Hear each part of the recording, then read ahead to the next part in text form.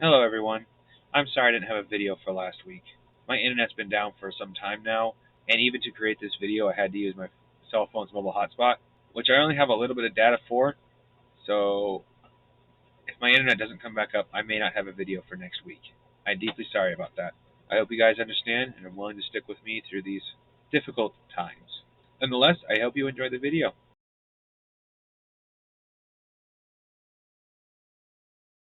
Hello everyone. Vehicles. I don't intend to cover each and every vehicle, just one vehicle from each category. Covering each of the vehicles would take way too long. The categories, as you can see, are space vehicles, fighter planes and jets, other jet aircraft, helicopters, and land vehicles. From the space vehicles, I intend to cover the armed space platform. That's because this particular vehicle is very important to the main storyline.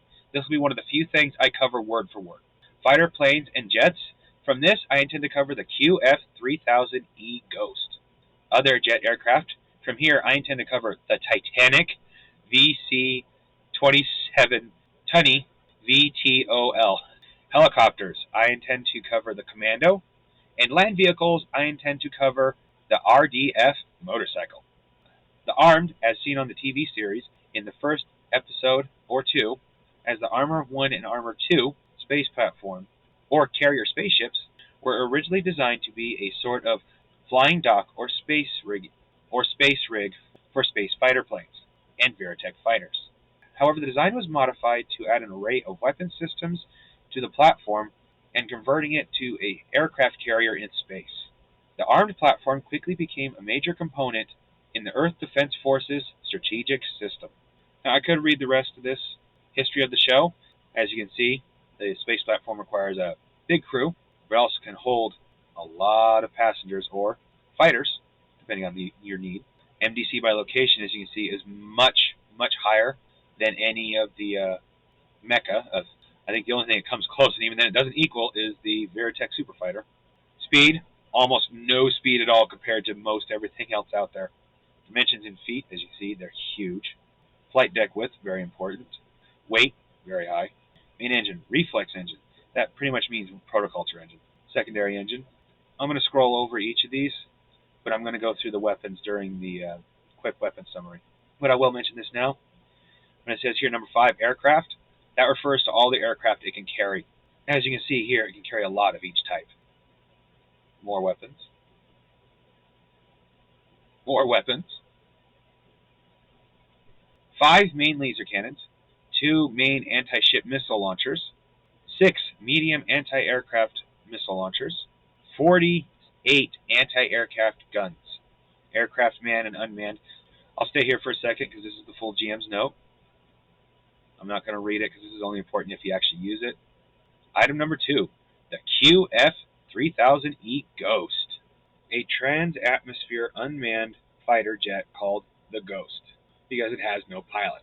Now, this fighter uses ultra-reflex weapons, which is a very powerful, very accurate system. It can take off from the ground and even take, with special booster jets, can reach low orbit, 100 miles. A very useful piece of equipment, vehicle-type jet fighter. Crew, none. Mega damage by location. As you can see, it only has 2 locations, and both are decently high. As you can see, it's not as fast as the Veritech, but Mach 2.2, still very fast. Range, 4,000 miles. This thing can cover quite a distance before it's out of radio range. Length, 53 feet. That's pretty long. Weight, it weighs quite a bit. Bonuses, +1 to strike, +2 to dodge.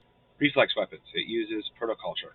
And 3 autocannons on either side of the ship for a total of 6. All 3 fire simultaneously. From other jetcraft, we have the Titanic VC-27 Tunny VTOL. The Titanic is the largest vertical takeoff and landing aircraft ever designed. It's a large transport vehicle able to carry 300 men.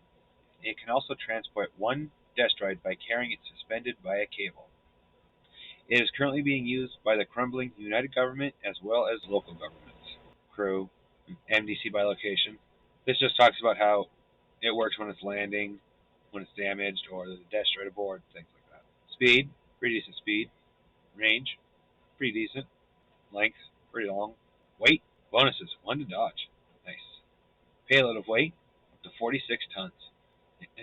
Weapon systems, none.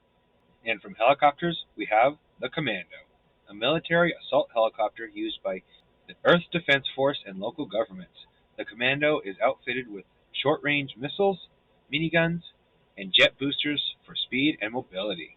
Vehicle type, helicopter assault. Crew, mega damage by location. You can see there's a lot of spots to hit, but this is still pretty darn tough.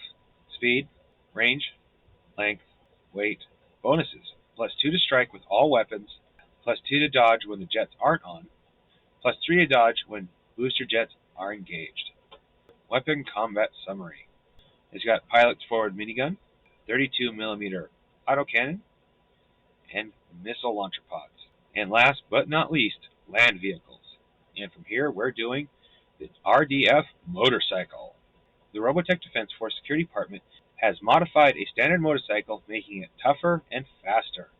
Modifications include a lightweight reinforced frame and fenders, heavy-duty shocks, extra wide wheels, for better traction, bulletproof windshield, and more powerful engine. Vehicle type, Crew 1, AR, SDC. We'll explain the difference between MDC and SDC during a video specifically for that. Opponents trying to shoot the wheels are at a -2 to strike. Headlights, -4. Speed, range, length, width, bonuses, +2 to dodge. As you see, special equipment specifically to the motorcycle is a radio, high-intensity headlights, loudspeaker, mini radar. All very useful things. And that's the video. I hope you enjoyed it. Next week's videos will be weapons and equipment. Hope to see you there. Have a great week.